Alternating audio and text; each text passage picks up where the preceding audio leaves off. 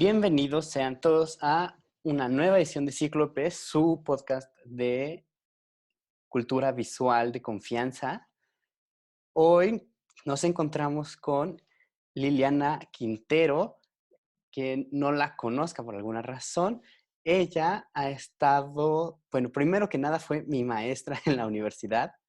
Eh, Estuvo trabajando en el centro de la imagen, en la parte del centro multimedia, como parte de su área de investigación. Estuvo ahí un buen rato. También ha escrito textos para, bueno, no sé, porque cada vez que busco artistas y cosas así, suelo encontrarme con textos de Liliana.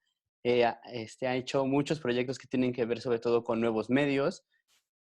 Es filósofa de profesión, pero podríamos decir que en términos de escritura es bastante todoterreno. Ha sido becaria del FONCA en la categoría de ensayo. Y un gusto tenerte aquí hoy. Pues muchas gracias, David, por la invitación. Nada más una aclaración, no estuve en el centro de la imagen, sino en el centro Ah, multimedia sí, de NART. ¿No? claro, perdón. Sí, sí, no, no te Error preocupes. mío. Claro, sí, sí, sí. Y bueno, poniéndolos en contexto a todos ustedes, la semana pasada charlamos con Ricardo Cuevas y tratábamos muchas cosas que tenían que ver justo con el quehacer desde el lado artístico. Entonces, fue muy interesante porque nos hablaba, sobre todo por el tipo de obra que tiene Ricardo, de la importancia de los procesos y cómo los procesos eran importantes y tal.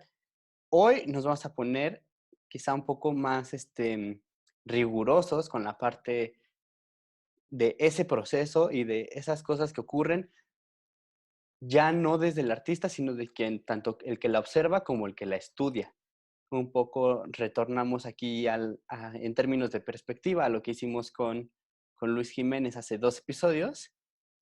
Y sin más por decir, nos arrancamos. Em, para iniciar hoy, elegimos hablar de un libro, bueno, de una po- temática que se trata en el texto de Teoría del Acto Icónico de Horst Bredekamp. Es un teórico de la imagen que súper recomendamos y que tiene una postura alrededor de cómo es vista la imagen y cómo, y eso repasaremos ahorita con más calma, cómo también somos vistos por la misma. Entonces, para, digamos, si ustedes lo quieren buscar, de cualquier manera les dejaré el enlace en la descripción del video y en la de el resto de de nuestras plataformas. Y específicamente vamos a hablar de lo que él llama la mirada de la imagen. Este, para eso, bueno, igual si quieres podemos empezar desde tu lado, cómo leíste esta parte de la mirada de la imagen y nos vamos. Sí, bueno, como bien decía David, ¿no? Brede Camp viene de los estudios visuales, ¿no? Que digamos que es como este análisis de la imagen un tanto desde una perspectiva interdisciplinaria, pero Bredekamp viene de lo que se llama el Bildwissenschaft, que es decir, la ciencia de la imagen, ¿no? Él está como muy interesado en que las humanidades no sean desplazadas y que de alguna manera tengan como este análisis científico interdisciplinario, ¿no? En realidad, el libro, ¿no? Aquí lo tradujeron un poco mal, bueno, en España, ¿no? Que es la teoría del acto icónico, tendría que ser la teoría del acto de la imagen, ¿no? ¿Por qué? Porque para Camp es muy importante ver este acto, esta potencia que tiene la imagen en sí misma, y él lo va a dividir en 3 actos icónicos. Este último que nos interesa mucho es el acto icónico intrínseco, donde en sí misma la imagen y donde él va a encontrar esta potencia de la mirada y hace un rastreo porque creo que lo vincula un poco en el sentido de la imagen tiene una potencia que siempre nos ha fascinado, un poco en el terreno del ritual, pero también un poco en el terreno donde esta imagen nos mira, esta imagen nos genera una especie de temor, ¿no? Y él inicia el texto con un evento que sucedió el 5 de febrero del 2003, donde Colin Powell hace una visita a un lugar y hay una réplica de el Guernica de Picasso Ujú, y lo ujú. tapan, ¿no? Es decir, hay que taparlo porque, digamos, en el sentido de Colin Powell, ¿no? Que es este sentido militar, bélico, cómo una imagen va a interpelar y va a cuestionar, entonces la tapan, ¿no? Que además es una de las imágenes antibélicas por excelencia, ¿no? A pesar de que es violentísima en su contenido, Por tiene que supuesto. serlo para transmitir esa situación.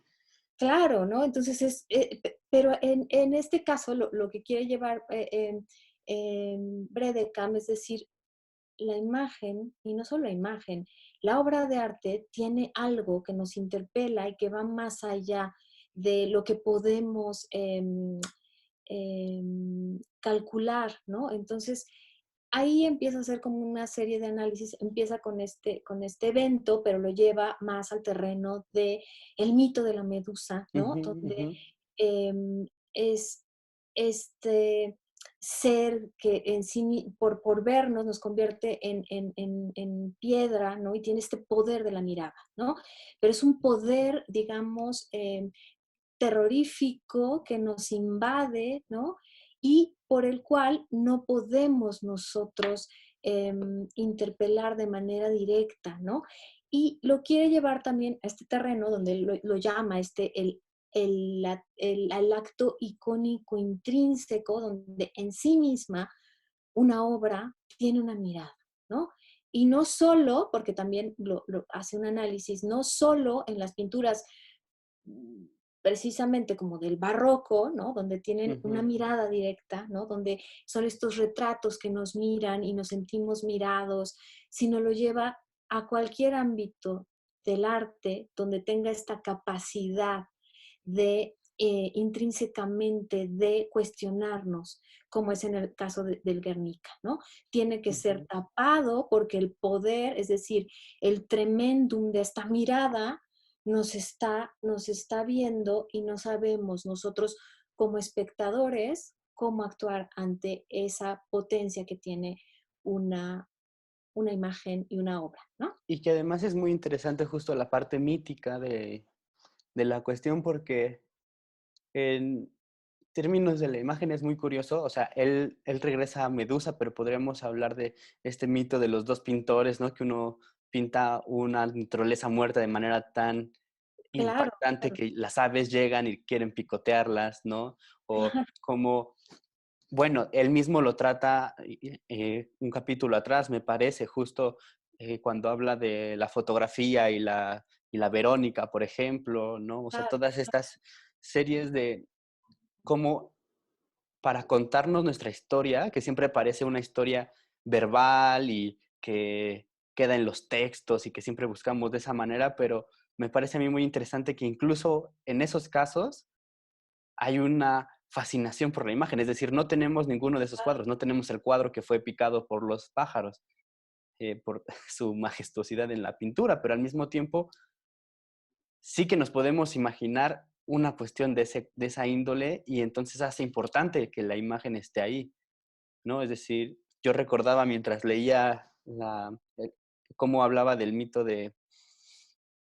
de Medusa, también, por ejemplo, como la imagen es muy importante y para el terror en general, pero me parece especialmente aterrorizante por su poca definición cuando uno lee a Lovecraft, ¿no? O sea, que claro, siempre es claro, esto que es tan impactante a la mirada que ni siquiera cabe describirlo, ¿no? O sea, claro. que el color que cayó del cielo, o los monstruos estos que salen del agua, que siempre dice que son aterrorizantes y que los pone muchos adjetivos sobre lo atemorizantes que son, pero no lo describe al hilo. Claro, tú mencionabas, ¿no? En el capítulo anterior, ¿no? Que habla de esta Vera Icon, ¿no? Donde el rostro de Cristo queda impreso en una manta y entonces él dice, no es una interpretación, no, es la verdad en sí misma, ¿no? Lo interesante de Brede Camp, ¿no? Como buen estudioso o como buen partícipe de los estudios visuales, es que no solo hace un análisis histórico tradicional, sino que puede saltarte, ponerte este ejemplo de la Vera Icon y llevado al extremo, por ejemplo, en una pieza de Yoko Ono, ¿no? Cuando ella se pincha el dedo, ¿no? Y sangra, y entonces eso lo imprime, o en Ives Klein, ¿no? De cómo imprimir parte del Ujú, cuerpo en una obra y queda impreso, y no solo es vamos, a lo que quiere llegar Brede de Camp es una pregunta que creo que es la que se están haciendo muchos estudiosos en la actualidad, en aquí y ahora, ¿no? De, pues, ¿qué es eso que nos están diciendo las imágenes, ¿no? ¿Qué es eso que nos están diciendo las imágenes? Y en cada época, el estudiar la imagen ha significado algo muy particular, pero de alguna manera siempre han interpelado y han quedado con una especie de incógnita. ¿Qué tanto podemos saber de ellas, no? Y creo que es la discusión también que tienen estos teóricos de no solo es desde la interpretación, como si fuera un libro escrito, ujú. ¿no? Y fuera muy claro qué es eso que nos están diciendo las imágenes, ¿no? Sino que hablen ellas mismas y que en eso que están hablando, cómo somos capaces de generar esta relación no solo interpretativa, sino también de alguna manera, porque presentan una imagen que de alguna manera tiene que ver con nuestra corporalidad, con nuestra manera emocional de tener esta relación con la imagen, ¿no? Y que eso es muy, o sea, me parece muy acertado justo en términos de cómo organizamos casi por accidente los temas en el podcast, porque resulta justo complementario a lo que veíamos la semana pasada con Ricardo, porque con Ricardo se hablaba justo de, y cuestionábamos hacia el final del podcast, la veracidad o la pertinencia incluso de frases como estas que dicen una imagen dice más que 1000 palabras, ¿no? Y entonces de repente resulta que las 1000 palabras siempre están pegadas a la imagen, es decir, no es que uno pueda deducirla siempre, y lo que decíamos era que a veces tienen esas 1000 palabras y ayuda a leerlas y otras veces nosotros se las ponemos, ¿no? Claro, Entonces es muy interesante justo cuando se acerca a Brede Camp eh, eh, eh, esta temática por justo el tipo de análisis que está haciendo, es decir, no te está diciendo, y aquí vamos a analizar todas estas imágenes, qué sé yo, como las de la Edad Media, ¿no? Con toda y, claro, su código intrínseco, que también vale la pena revisarlo, pero que al mismo tiempo tiene toda una connotación que funcionan en reversa después, ¿no? Es decir, es muy interesante que cuando uno, o cuando más bien la historia del arte misma dilucida una nueva forma de leer el arte, es impactante cómo esta empieza a afectar hacia atrás también todas las lecturas que hacemos de, claro, de todo lo demás. Y, y al mismo tiempo, las mismas piezas nos están hablando de todas las piezas que la antecedieron, ¿no? Es decir, justo esto que mencionas de cómo se plasma el cuerpo con Yves Klein y uno no puede evitar pensar que esa fue la manera en la que se pintó justo la Vera Icon, ¿no? O sea, no siempre, claro, claro, y cómo y al mismo tiempo justo con la misma idea de la fotografía y cómo es esta mirada que además no modifica nada, ¿no? En el sentido tradicional, digamos, ¿no? O sea, es luz directamente puesta sobre una claro, superficie y en ese sentido parece que no hay interpelación humana cuando es todo lo contrario, ¿no? O sea, claro. si por algo le pone Fontcuberta el beso de Judas cuando habla de imagen, ¿no? O sea, dice, no es el ojo que mira, sino es más, se parece en este texto, por cómo lo disecciona, a la mano que toma algo y lo hace suyo. Claro. Y creo que aquí también la discusión radica un poco, ¿no? Por euforia un poco de la hermenéutica, de quererlo interpretarlo todo, ¿no? Y de que si fuera tan claro, o que si pudiera parecer tan claro, ¿no? Como si estuviera impreso y estuviera una verdad ahí oculta, y en realidad no es así, ¿no? O sea, creo que, y sobre todo en las discusiones contemporáneas, que bueno, ya lo vamos a ver, ¿no? Pero creo que la imagen, de alguna manera, sí sigue quedando como un poco obscurecida, no es tan sencillo descifrar eso que tiene o que nos dice la imagen, porque no es esta claridad de una interpretación tal cual, como si estuviera ahí. Y de hecho es una crítica que Ujú, hace un poco Bredekamp, hace esta crítica a Heidegger cuando analiza el cuadro de Van Gogh, ¿no? Y dice, ujú, lo que vio Heidegger en realidad, pues no sé qué vio, ¿no? O sea, porque no es tan sencillo como si estuviera en el cuadro y lo vamos a sacar tal cual. Y creo que eso es lo problemático de las imágenes, ¿no? Y creo que eso es lo problemático en una época contemporánea donde estamos ya no solo usando imágenes todo el tiempo, sino que ya tienen otra manera y que nos invaden y entonces creo que ya se genera otro tipo de problemáticas. y que no Eh, solo nos invaden en el sentido de que vienen de afuera, sino que también en muchos sentidos podríamos decir nos volvemos imagen, ¿no? O sea, o sea, toda esta idea de la foto de perfil, por ejemplo, ¿no? O sea, si lo llevamos al terreno de las redes sociales, pero también si lo llevamos a el terreno incluso como de cómo nos comportamos o cómo se nos pide que nos comportemos en distintos espacios, ¿no? Es decir, cuando eh, en los ejemplos de esto que me parecen más claros desde mi propia experiencia, ¿no? Cuando iba a las agencias de publicidad y entonces mi papá antes de salir de casa me decía, tienes que verte como alguien de ellos, o sea, como modificar tu propia imagen en el sentido casi de camuflaje, porque si uno es muy disruptivo en ese sentido, también recibe una respuesta del mismo corte. Sí, claro, eso sería como lo problemático, ¿no? No es exacto, no es esa invasión de imágenes, sino es que el mundo se ha convertido en una imagen, ¿no? Y Ujú, que implica que el mundo se haya convertido en imagen y que todo absolutamente esté mediado por una interfaz de una imagen que no necesariamente nos acerca a una realidad, sino al contrario, nos aleja de esa realidad y va generando una especie de protoimagen, ¿no? De un mundo en el cual ya cada vez es más difícil acceder, ¿no? ujú. Sí, que además es muy interesante porque uno siempre los imagina esta clase de situaciones.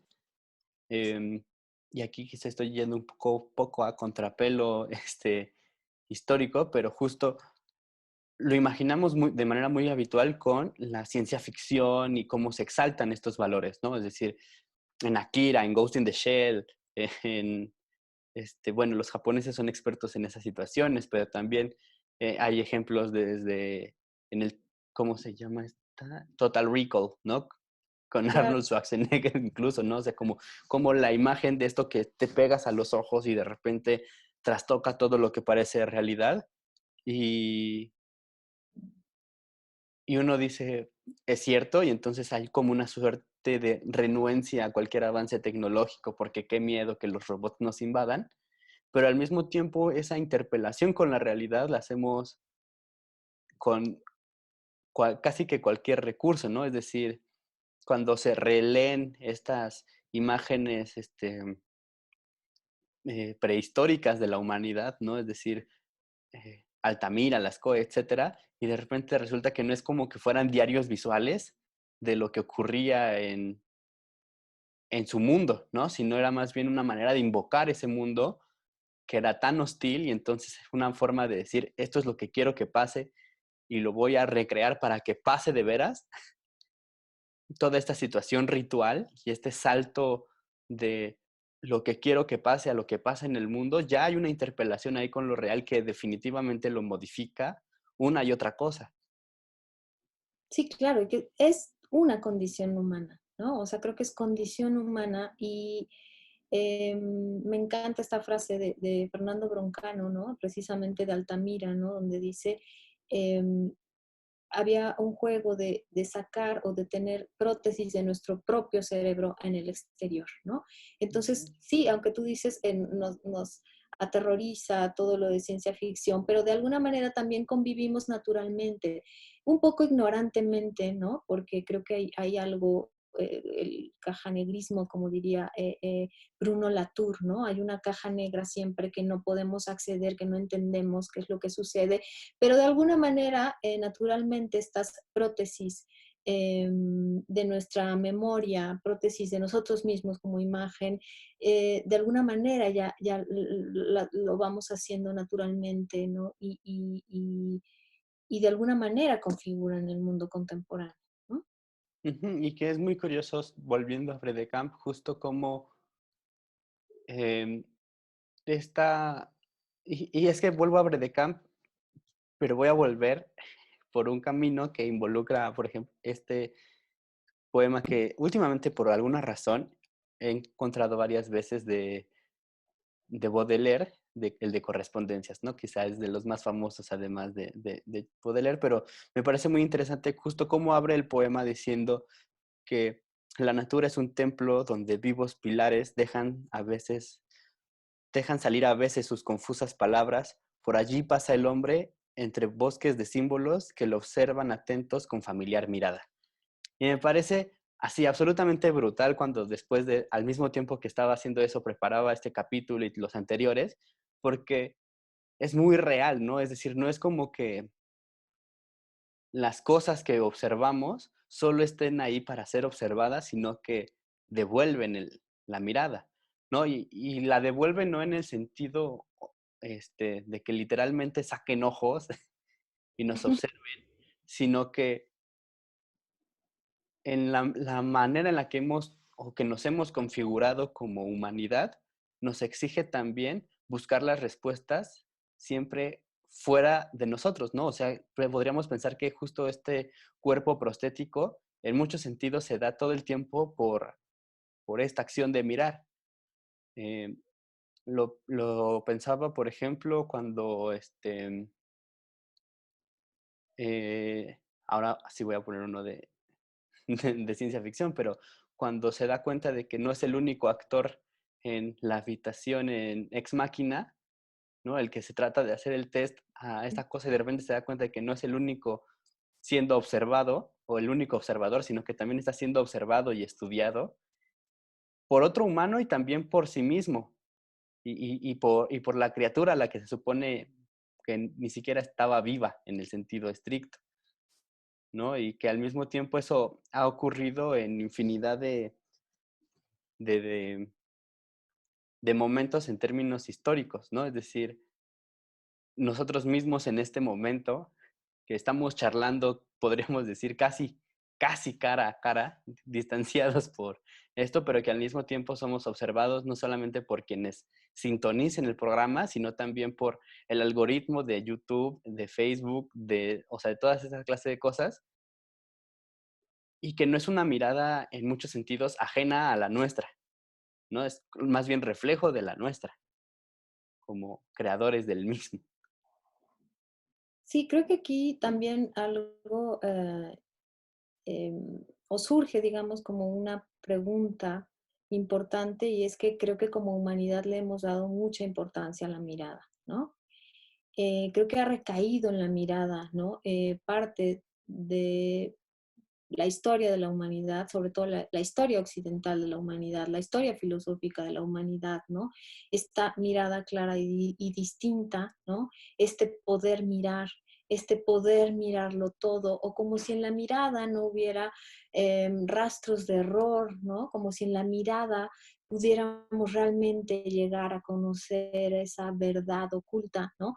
Entonces creo que hoy en día es también ese reflejo de ese quererlo mirar, ¿no? Y olvidando un poco, bueno, y creo que ahora más, ¿no? Ahora se va a exacerbar mucho más, olvidando el escucha, como diría Levinas, olvidando el tacto, ¿no? O sea, creo que eso es algo que tendríamos en lo que pensar, ¿no?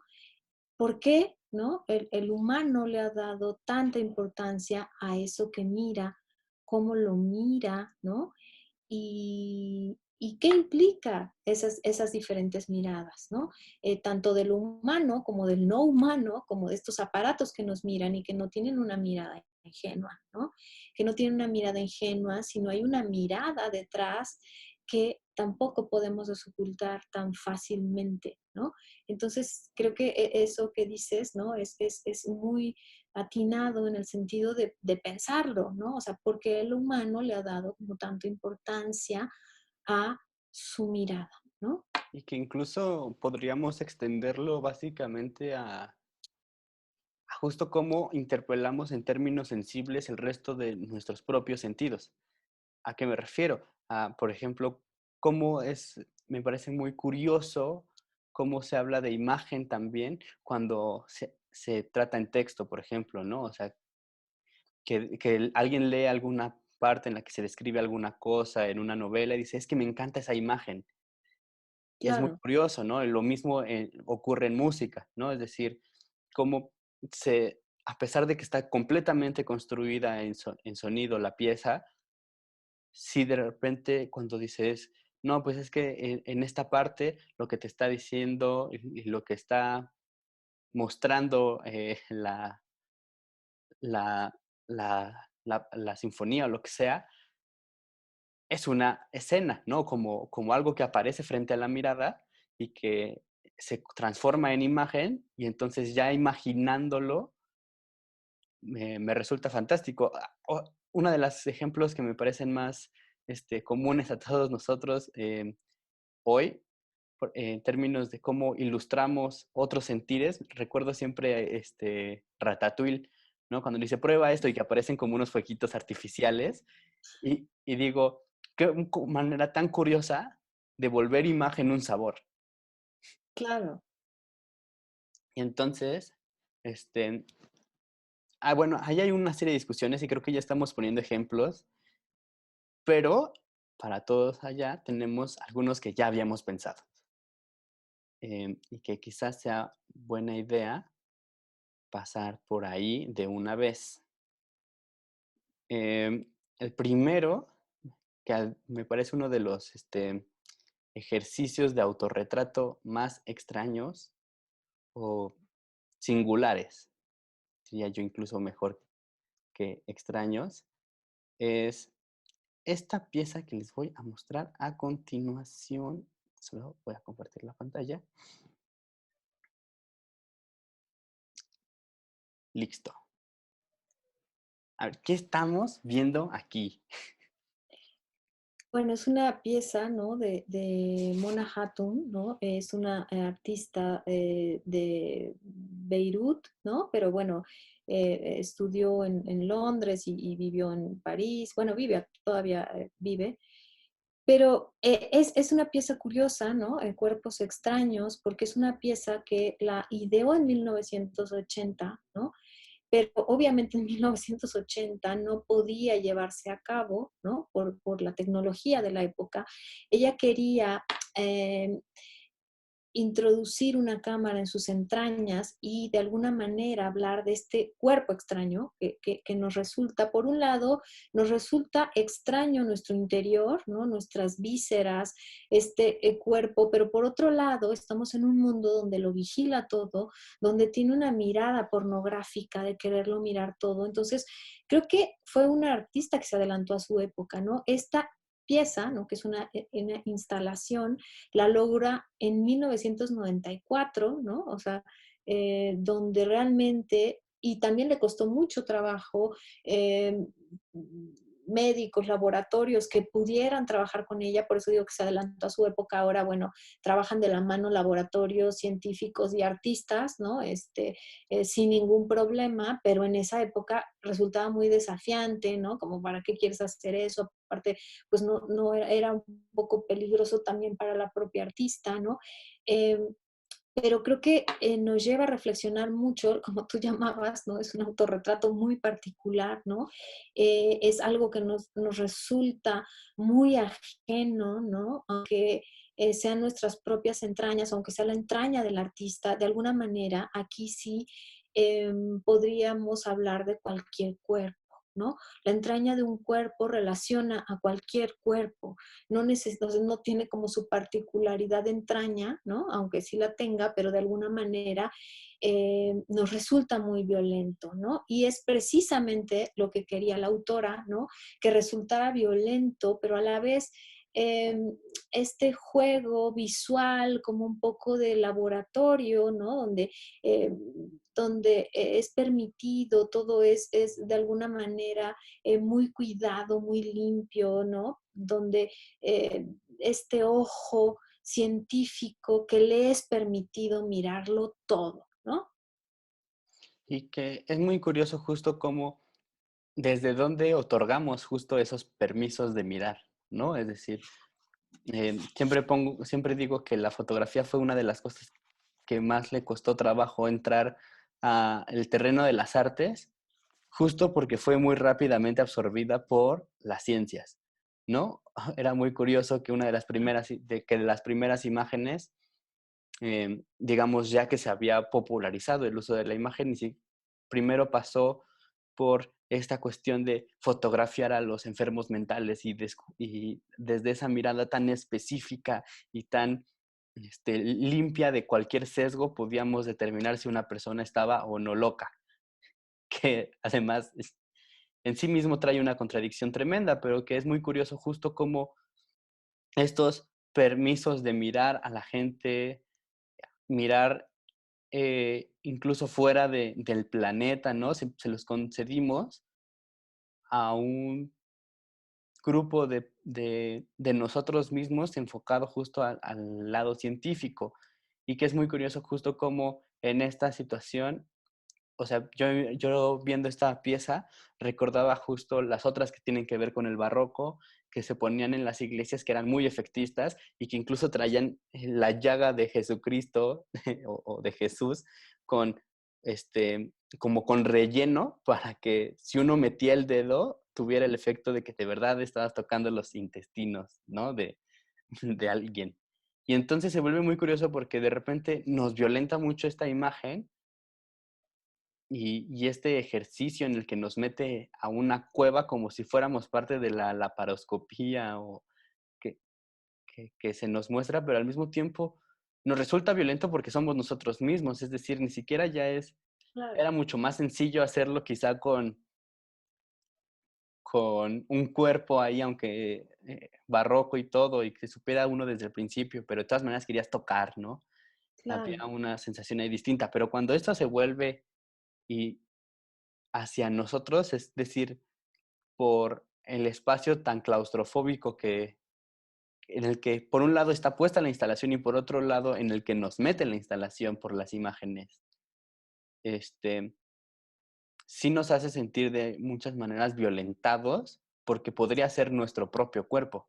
Es decir, sabemos que quizá es el de la artista, pero entre el saber y el sentir hay una brecha complicada de sortear cuando lo que estás viendo es el interior de una persona.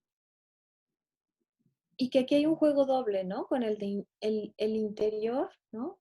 Y es este interior entraña, que como tú decías, ¿no? En piezas del barroco, era tocar, pero era casi oler, ¿no? Porque al tocar y al sentir la entraña y la carne, ¿no?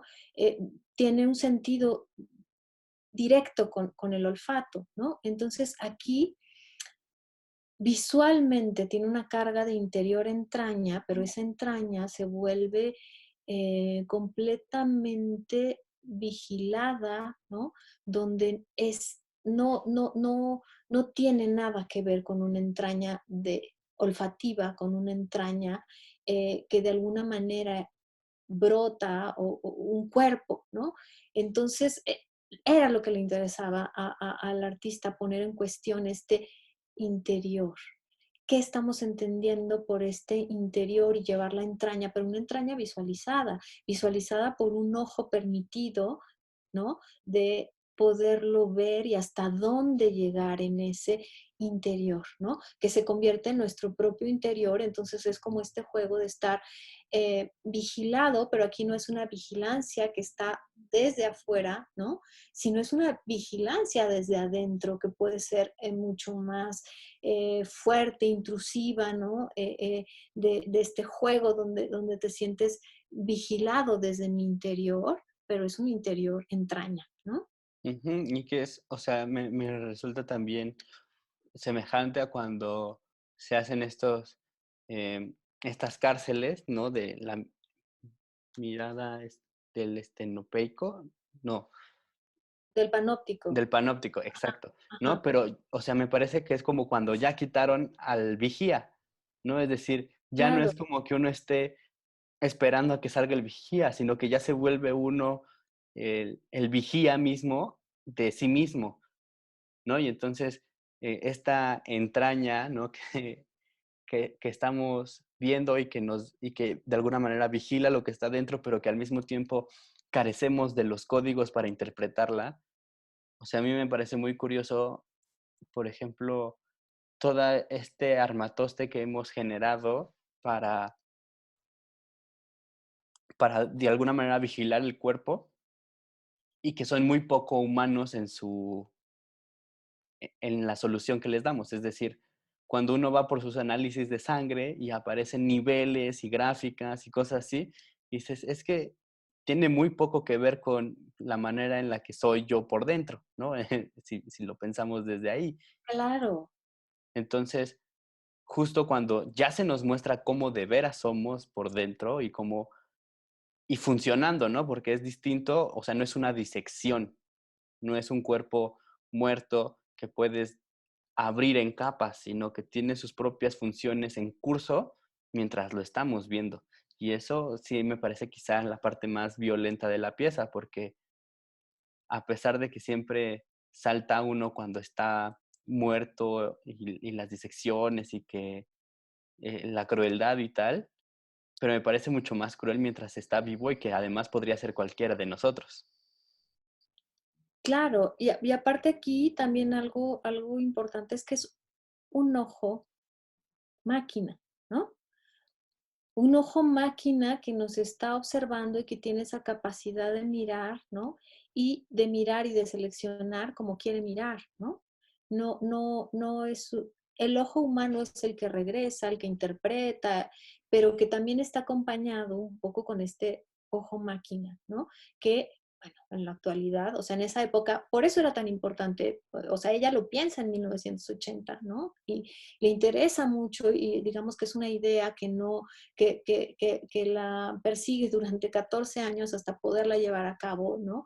Pero que de alguna manera en esa época pues fue muy desafiante, ¿no? Ahorita ya nos parece, bueno, no es que nos parezca extraño, sino es que cada vez que vamos al médico nos sentimos vigilados dentro de nuestro propio cuerpo, ¿no?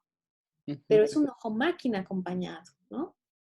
Sí, que es curioso justo en esto que mencionabas de al principio justo de estas prótesis que le ponemos al cuerpo y al cerebro, ¿no? O sea, incluso más que al cuerpo mismo, Claro. al cerebro, porque justo todo esto, al ser puramente visual, es muy distinto justo al resto de las sensaciones de estar ahí.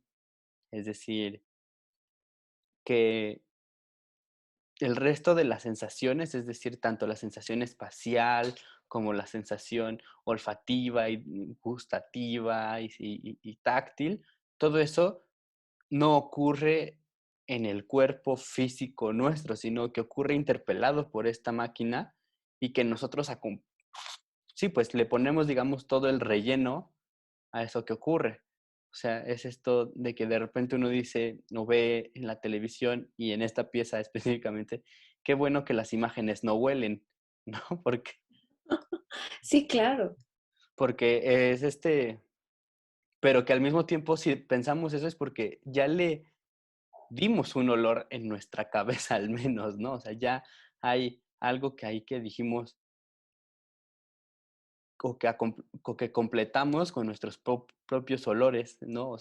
Que ya están almacenados, digamos, en nuestro propio cerebro y que desatan una serie de procesos en los que podemos perfectamente justo imaginar el olor, la textura de ese espacio, que no es que estén contenidos en la imagen per se, pero están contenidos en nosotros. Y que eso además nos puede llevar justo a, a cuestiones muy interesantes al respecto de cómo todos estos siempre son estas prótesis de la mirada y del pensar en sí mismo. Bueno, uno de los que mejor lo retratan para mí es Derrida, cuando habla de que solo escribe con luz artificial, ¿no? O sea, como todo se vuelve la noche y el hecho de poder prender una lámpara y escribir ya no a mano, sino en máquina, literalmente, este, eso se vuelve parte de su proceso de pensar las cosas que escribe.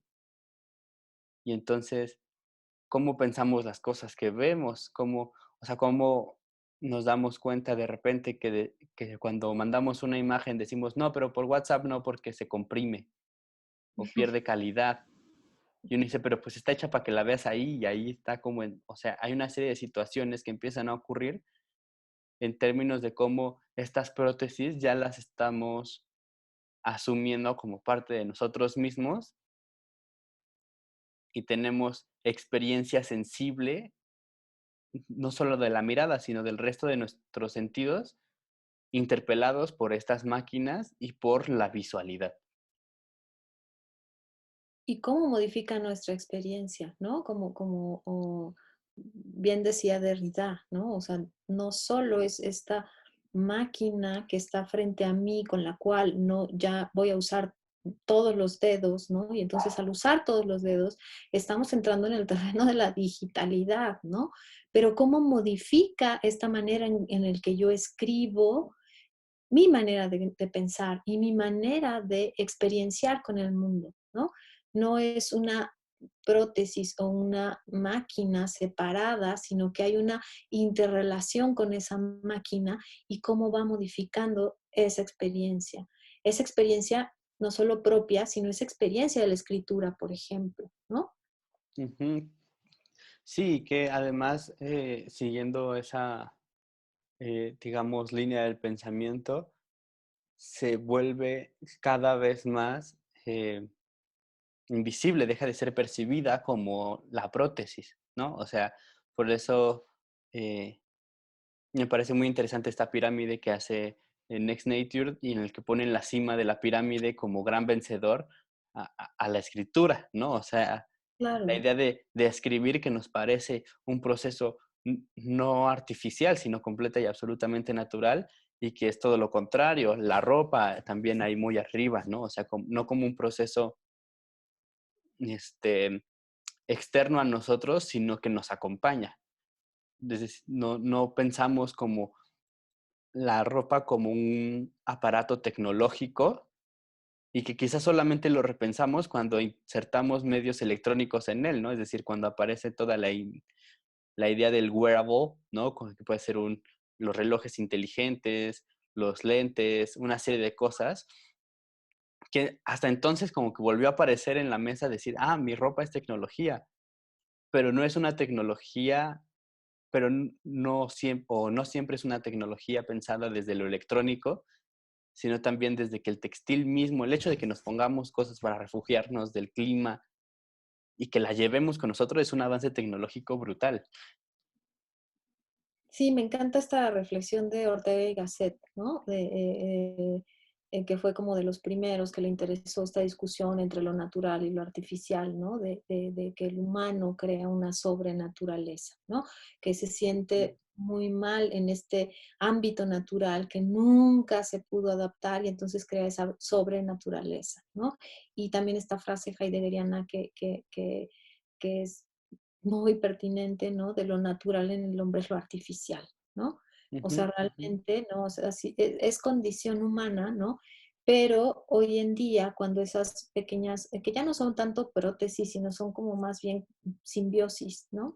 Simbiosis y que de alguna manera está desapareciendo esa interfaz y que pues para allá vamos, para que se desvanezcan estas interfaces y no sean tan visibles como cuando uno ve películas de ciencia ficción de la década de los 80 y 90, ¿no? Que realmente los aparatos pues, son analógicos, pero te intentan generar como una discusión con lo que se viene con la revolución de lo digital, ¿no?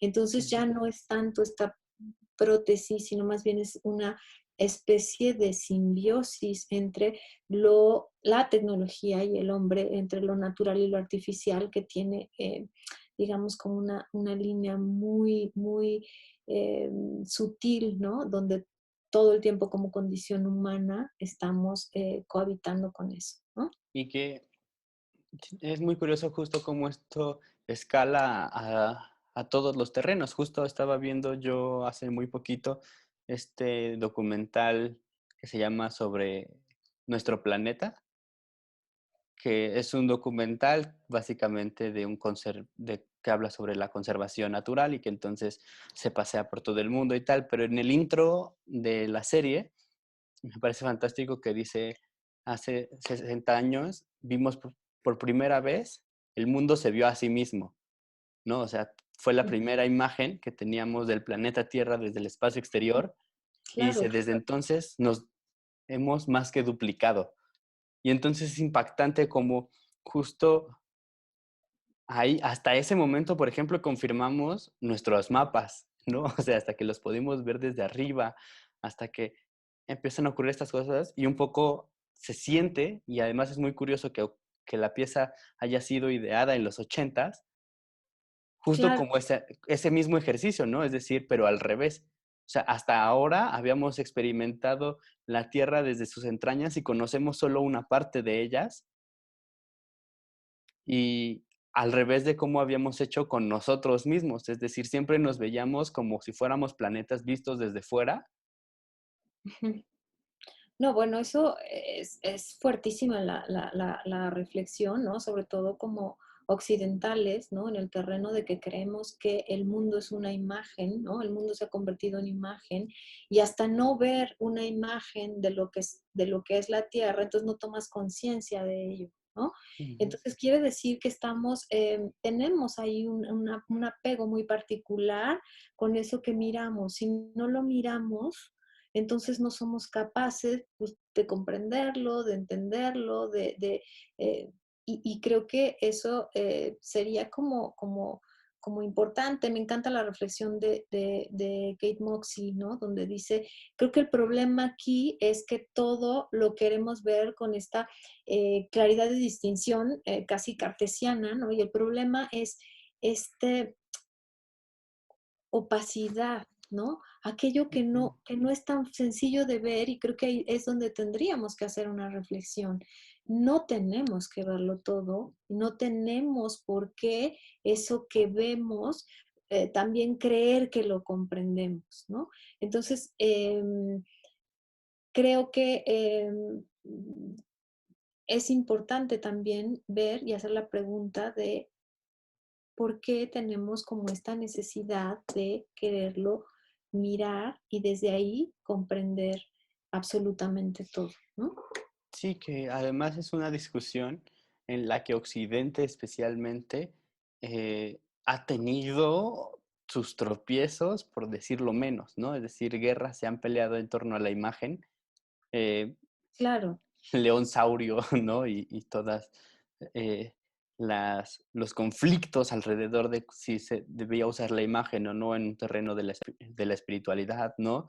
Y si se la usaba, cómo se la usaba, y toda esta serie de cuestiones que le damos a la mirada, incluso una mirada que puede ver no solo lo que aparece frente a ella, sino lo que, o sea, como el potencial de la misma.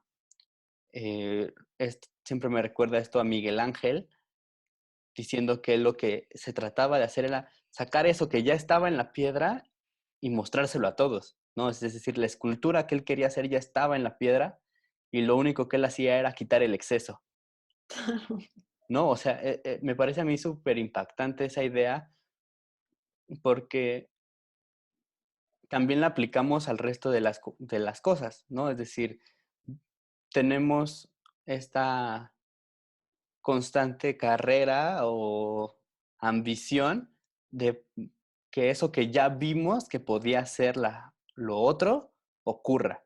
Y entonces transformar esa imagen en realidad siempre está como pegada al modo de ser, al menos de este lado del mundo, ¿no? Claro, claro.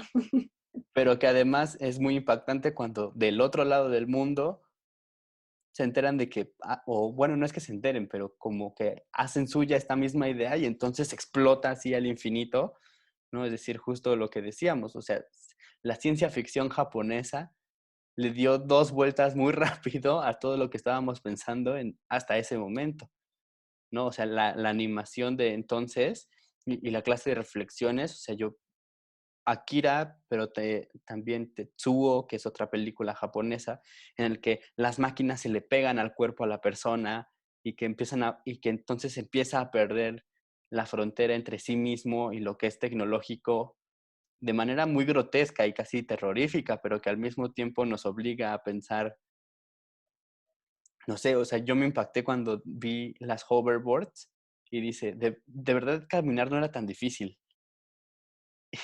Y nos buscamos una manera de que eso que era caminar y recorrer un espacio para alguien que además tiene que tener sus dos piernas funcionales para operarlo, y de todas maneras buscamos la manera de que eso estuviera interpelado por la tecnología. Sí, claro, y porque también para los orientales no es solo la mirada antropocéntrica, ¿no? Sino también es una mirada relacional, tanto con los sintientes como con lo no animado, ¿no? O sea, lo no animado tiene un ser, ¿no? Entonces también para ellos como que esa reflexión es muy distinta a la nuestra, que de alguna manera hemos heredado, ¿no? Esta mirada antropocéntrica que yo creo que ahorita, y desde el pensamiento de la complejidad, y hay como hay varios, ha simbrado, ¿no? O sea, como que ya está, digamos, en crisis por lo menos, ¿no? Y también en el terreno de la ciencia, ¿no? Está un poco en crisis esta mirada antropocéntrica que nos ha llevado a este terreno de confiar demasiado en la mirada humana, ¿no? Ujú. Sí, que es muy curioso justo como atrapado, o sea, ahora que lo decías justo, recordaba esta película que se llama de esa manera, Atrapado sin salida, en la que es una persona que un día finge para zafarse de una cuestión legal tener demencia y que entonces lo meten al psiquiátrico y entonces es muy curioso porque queda atrapado en la propia imagen de que se hizo de sí mismo y que ahora tenía que responder en consecuencia porque si se revelaba o él revelaba que no, bueno, construyó de manera tan efectiva su propia imagen de loco que ya no podía confesar su cordura. Pero eso es completamente actual, ¿no? Entonces, sí, pues la película no es tan vieja, digo, ya tiene sus años, pero la película no es tan vieja y que al mismo tiempo nos aparece todo el tiempo, es decir, todo el tiempo, ¿de qué año es? A ver, si pudiéramos sin salir. Es del 75 la película. Bueno, sí ya tiene más años de los que yo esperaba, Sí. pero de todas maneras, es muy interesante justo cómo eso no solamente es actual, sino que está llevado a una potencia impresionante, ¿no? O sea, volviendo al ejemplo de Ex Machina, me parece fantástico cómo este tipo que va a hacer el test al androide Ujú, se ujú. ofende muchísimo cuando se da cuenta de que el androide es su tipo. Y dice, ¿cómo supiste que era mi tipo? Y le dice, pues es que utilizas mi propio servidor, entonces sé lo que buscas cuando buscas pornografía, ¿no? Y entonces ya sabía qué tipos de cuerpos te gustaban. Y entonces es muy impactante justo porque además no es como que nos vigilen y nos espíen en el sentido literal de la palabra, no es como que tengamos a una persona que invade lo que estábamos buscando, sino que más bien accedemos nosotros a dar esa imagen. Claro. Y luego, como somos nosotros mismos quienes accedemos, después pensar en salir siquiera, ya no podemos confesar nuestra cordura, ¿no? O sea, ya no podemos decir, no, es que ese no soy yo. No, claro, aparte todo el tiempo estamos dando información, dando información, dando información. Entonces, por supuesto que se está nutriendo el sistema de nuestra propia información y que antes, o sea, pensamos en el experimento de ELISA, ¿no? De los años 60, ¿no? Cuando era esta máquina que funcionaba un poco como un psicólogo y que la gente se sentaba frente a ella y le preguntaba y le contestaba y le decían, es una máquina, no me importa que sea una máquina, me está contestando lo que yo quiero que me contesten. Entonces se generaba un lazo afectivo, ¿no? Con esa máquina porque realmente estaba dando la respuesta que tú estabas buscando. El mismo Google cuando se crea, ¿no? Se dieron cuenta que era muy tonto hacer un buscador y que te generara o que te diera anuncios de algo que tú no estabas buscando y entonces lo rechazabas y dijeron, utilicemos, dejemos que la gente, o sea, que busquen. Y en esas búsquedas nosotros les vamos alimentando y dando eso que requieren y entonces se vuelven, o sea, nosotros nos volvemos la prótesis de las máquinas, ¿no? O sea, Ujú, ya ujú, no son nuestra prótesis que extendemos nuestro cerebro en nuestra memoria, sino nosotros mismos nos extendemos, somos parte de esa prótesis. Entonces, eso es por eso no es tanto, ¿no? Que no lo sepamos, o sea, lo sabemos. Cuando ujú, alguien experimentaba y estaba con la máquina, Lisa, sabía que era una máquina, pero eso no es lo importante. Sabemos que son máquinas, sabemos que tienen nuestra información, pero de alguna manera es algo a lo cual ya no hay regreso, ¿no? Por eso es tan importante como algunas piezas que pueden hacer como un biohacking, ¿no? Como estos juegos me encanta el concepto de como de estos disturbios inteligentes, ¿no? De estos usos desobedientes de la tecnología, ¿no? Porque son muy necesarios, ¿no? Porque de repente se nos olvida y no es que se nos olvide, no lo pueden decir y repetir, pero de alguna manera está generado en este capitalismo afectivo que nos sentimos muy cómodos, ¿no? Nos sentimos muy ujú, cómodos siendo prótesis a las propias máquinas, ¿no?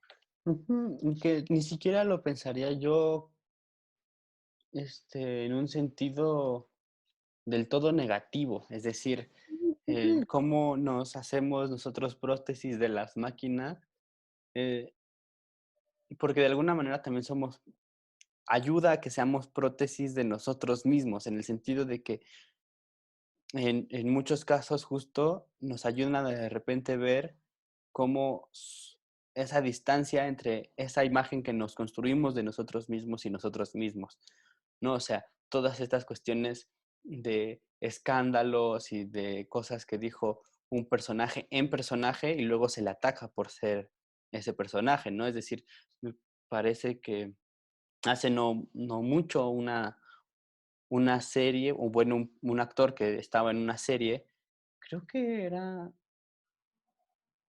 30 Reasons Why, no estoy del todo seguro. La cosa es que el actor fue atacado en redes sociales y en vivo incluso en algún punto por una acción que había realizado su personaje. Y entonces, digo, esa es, digamos, fácil de entender porque somos este, conscientes de que es un actor, digo, no lo pudimos separar, pero me refiero a que es más fácil de entenderlo porque es un actor, pero también nosotros somos actores de nosotros mismos y de repente sí dijimos como, újole, es que eso lo decía cuando estaba haciendo mi yo gracioso, ¿no? Entonces no te lo tomes tan a pecho, ¿no? Pero hay una serie de cosas ahí que de repente, claro que ocurren y que justo me parece que en el terreno artístico es muy interesante porque todo el tiempo se está preguntando sobre eso, ¿no? O sea, justo en volviendo al barroco y a Caravaggio, cómo se pone a sí mismo observando el momento en el que meten el dedo en la llaga. Y dice, es que eso como, o sea, me refiero a que si, de nuevo, no es que se lo haya preguntado en su tiempo, pero si aplicamos estos cuestionamientos que tenemos sobre el arte hoy y lo pasamos así entonces, de repente resulta que, pues, podría uno pensar que se estaba preguntando, ¿y yo cómo me veo a mí mismo si de verdad hubiera sido testigo de una acción como esa? ¿No? ¿Cómo me veo a mí mismo tratando de imaginarlo y viendo cadáveres y buscando la manera de representarlo esto de la manera más cruda posible, ¿no? ¿Quién soy yo frente a todo esto? Y entonces se inserta ahí en un momento en el que es el máximo voyerista, eh, porque además no se pone en cualquier momento, no dice, ay, voy a escuchar el, el, digamos, sus grandes enseñanzas. No, voy a estar en el momento en el que le pican la llaga. Sí, Y, claro. y creo que justo eso da pie a que entonces nos preguntemos quizá cómo se ven también las máquinas ya dotadas de todo esto que las hemos alimentado y cómo, no sé, siendo prótesis de ellas se ven a sí mismas. Y creo que en ese sentido podemos pasar a esta pieza.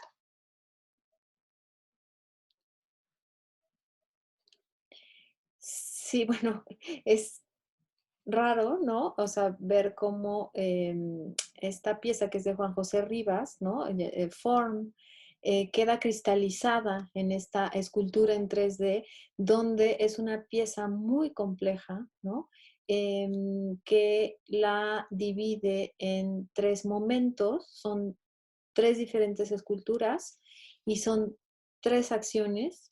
La primera era donde él hace de una especie de ritual de destrozar algunos objetos personales, lo graba en tiempo real y esta grabación y estos algoritmos los va a cristalizar en una pieza en 3D, ¿no? Eh, el segundo es a partir de un relato íntimo, muy personal, donde lo lee en voz alta, pero le quita las vocales, porque al quitarle las vocales se vuelve ilegible, ¿no? Entonces, al leer este relato tan íntimo que al quitarle las vocales se vuelve ilegible, lo mismo lo graba y genera otra cristalización en otra escultura en 3D. Y finalmente el último, que es muy parecido, que parecería como también un homenaje a Mona Hatun, ¿no? Es a partir de eh, introducirse una cámara en su propio interior, ¿no? Y generar también una escultura en 3D, ¿no? Lo que me parece interesante de esta pieza, ¿no? Es estos tres momentos que quedan como digamos, olvidados y se cristalizan en una escultura y por eso es que es el nombre de form, ¿no? O sea que como humanos, ¿no? Estamos como muy cercanos y como eh, todavía se genera como una eh, importancia a esta forma escultórica que de alguna manera pueda apresar esto que el artista le interesó, ¿no? En estos tres momentos, tanto de tres acciones como tres momentos que tiene cada una de las piezas, ¿no? De cómo este ámbito procesual en los tres terrenos íntimos, ¿no? En el primero es estos objetos personales, en el segundo este texto tan eh, personal que es leído en voz alta, pero que es ilegible, y en el último es esta visita y este viaje a en mis propias entrañas, mi propio interior, ¿no? Y que queden cristalizados pues en una pieza en 3D, ¿no? Ujú, ujú. Sí, que además siguiendo mi analogía de Ratatouille, me parece que es como si le dijeras a la computadora, siente el sabor de esto, y entonces salen estas figuritas, estas esculturas, ¿no? De cómo ese proceso que ya digitalizamos, o más bien que de alguna manera somos la mano que mece la cuna, pero que no sabemos el resultado que eso va a arrojar. No, o sea, Claro, pusimos los ingredientes ahí, pusimos la manera en la que el algoritmo se desarrolla y todo, pero cuando le damos la tarea de interpretar, cuando nos eliminamos de esa ecuación, el resultado es siempre, este, no sé cómo plantearlo, como siempre es un poco ajeno a la manera en la que pensamos nosotros mismos. Es decir, uno pensaría que si estás pensando en cómo se rompió, pues la figura sería súper picuda y hiriente de alguna manera, ¿no? Si es un retrato personal o un relato personal más bien, tendría que tener otra forma, quizá, ¿no? O sea, no lo sé, pero la imagen que le hemos dado a esos sucesos desde nosotros es muy distinta a la imagen que le hemos dado o que permitimos que se la diera a una cosa como ese software. claro, y que también aquí entra la máquina, ¿no? Con su interpretación y es un juego, ¿no? Donde hay una parte de subjetividad del artista, ¿no? Pero también hay una parte de juego con la máquina donde puede interpretar con cierta libertad, Ujú. ¿no?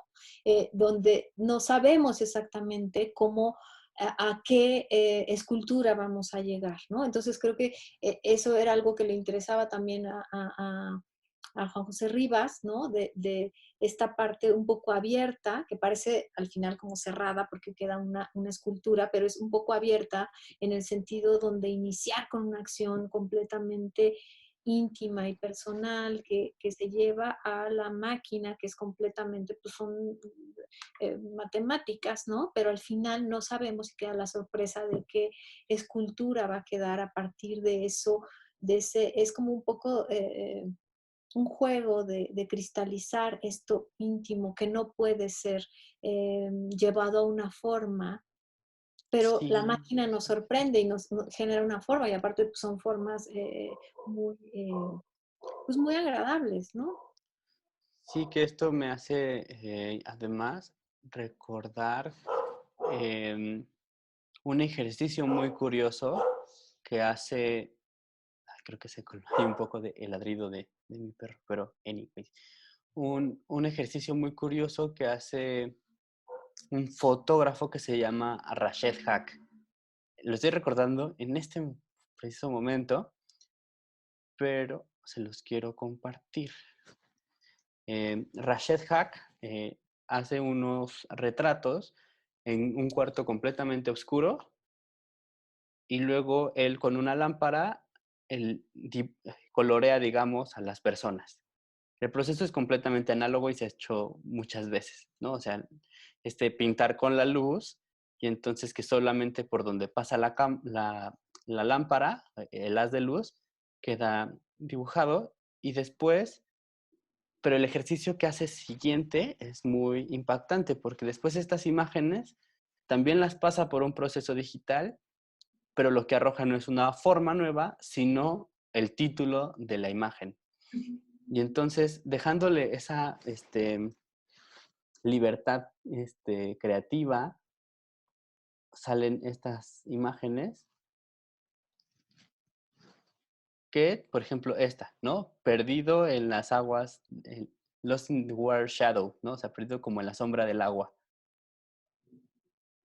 Me parece muy impactante justo porque estos ejercicios donde de repente a la máquina le dejamos la parte de la creativa, es decir, hay que alimentarla, no es como que sola haga cosas, hay que alimentarla, pero básicamente es lo que también tenemos que hacer con nosotros mismos, ¿no? Hay que alimentar un poco eh, nuestra sensibilidad para que arroje cosas así. Entonces, todas estas serie de imágenes que hace Rachel me parece justo muy interesante por cómo se desplaza a sí mismo del lugar del artista y permite que otra cosa vaya llenando los huecos, ¿no? Esos huecos que a veces se dejaban para el artista mismo, es decir, ponerle justo el título a su pieza, o para otras personas, para que pusieran el texto curatorial, o, bueno, infinidad de ejemplos, y de repente cederlo a una prótesis nuestra para que más bien seamos nosotros, o sea, justo lo que decías, este cambiar de lugares y este juego de, a ver, ahora tú sé el artista, cosa, máquina. Claro, y si, por ejemplo, en el caso de Juan José Rivas, si solo hubiera sido como la escultura, ¿no? Entonces sería como esta idea que se tenía mucho en la década de los 90, ¿no? Cuando se empezaron a hacer como los primeros experimentos de gráfica digital y que era pintura virtualizada, ¿no? Que en realidad no Ujú, se conocía el medio, sino era nada más como vamos este pincel que se transporte a la máquina y entonces pintamos. Entonces sería eso, pero aquí lo esencial es estas acciones llevadas a un algoritmo y después una cristalización de una escultura, porque no es la escultura, la obra, ¿no? Sino es ujú, este proceso de estas, igual en la obra que presentas y dejarlo, como tú dices, ¿no? El nombre de la obra donde era como, digamos, como el punto casi más importante, ¿no? Y es este agenciamiento con la máquina, ¿no? De este juego de, eh, trasladar o mover, desplazar esto que entendemos como máquina, pero no desde que lo haga desde su visión eficiente o igualándola a lo humano, sino generando aquí una simbiosis que puede ser como de desplazamiento, ¿no? De ruptura, hasta de crítica podría ser, ¿no? ujú. Sí, que de nuevo es decir, en este trasplante que hicimos de la mirada nuestra a la mirada de la máquina, es muy interesante porque una de las cosas que nos dimos cuenta de manera muy rápida es que el resultado no es una otra mirada humana, ¿no? O sea, es como el trasplante, podríamos decir, fue exitoso, pero no, es como si te trasplantaran un ojo y de repente vieras en infrarrojo, ¿no? O sea, como Claro, una cuestión un poco dejada al azar, a pesar de que todos los componentes los controlamos, pero no controlamos el advenimiento de eso, ¿no? O claro. sea, justo cuando nos miró de vuelta, entonces hay un desplazamiento entre las cosas que esperábamos de la máquina y lo que la máquina nos arrojó. Claro, y aquí es la pregunta de cómo mira un aparato, cómo mira una máquina y aprender de eso, ¿no? Y no querer como que sea solo esa prótesis porque tiene algo, esa mirada que todavía no entendemos bien, ¿no? Pero Ujú, que de alguna manera complementa o que de alguna manera abre posibilidades a esos componentes no humanos de los cuales todo el tiempo estamos agenciando, ¿no?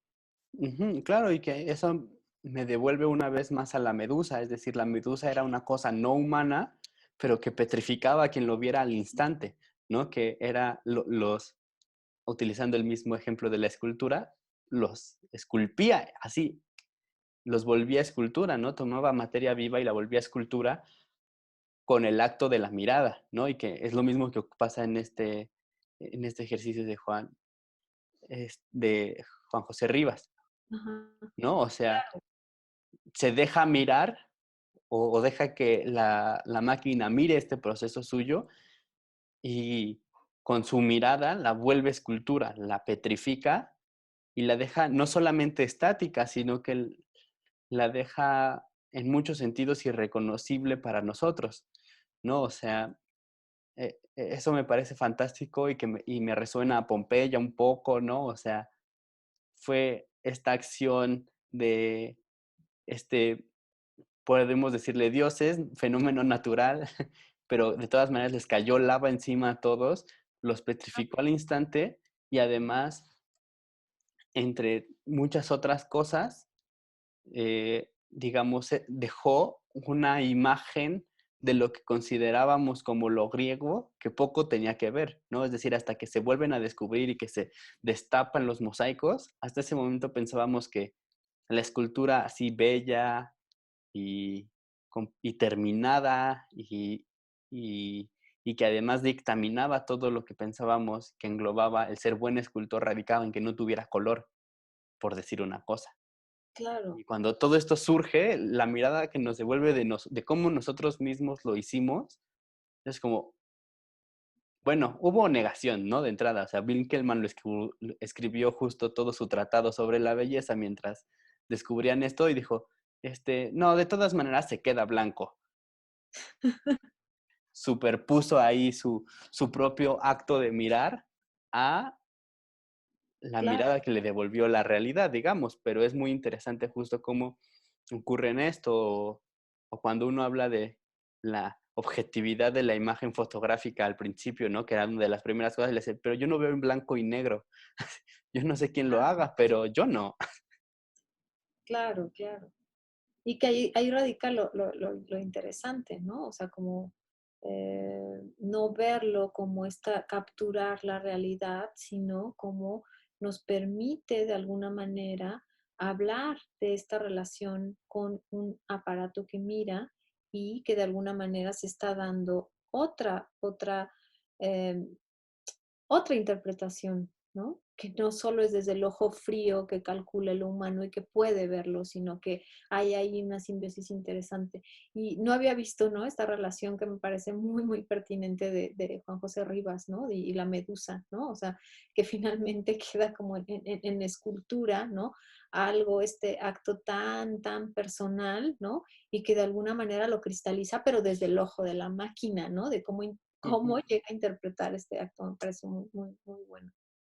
Pues yo creo que con eso quizá ya sea un poco bueno ir quizás solo concluyendo, porque me parece que de alguna manera logramos redondear, ¿no? Yendo y viniendo, partimos de Camp y terminamos un poco con su misma analogía, quizá. Entonces, eso me parece muy afortunado. Y los invitamos, justo en la descripción van a aparecer todos los enlaces a las obras. Por suerte todas tienen página web, entonces se las dejo ahí. De hecho, justo la de José Rivas tiene un texto de Liliana, también chútenselo y nos dicen allá en los comentarios qué les pareció este episodio y creo que eso es un poco todo. A menos que tengas algún anuncio último que dar. No, Este, no, muchas gracias por el espacio y por la invitación, ¿no? Súper.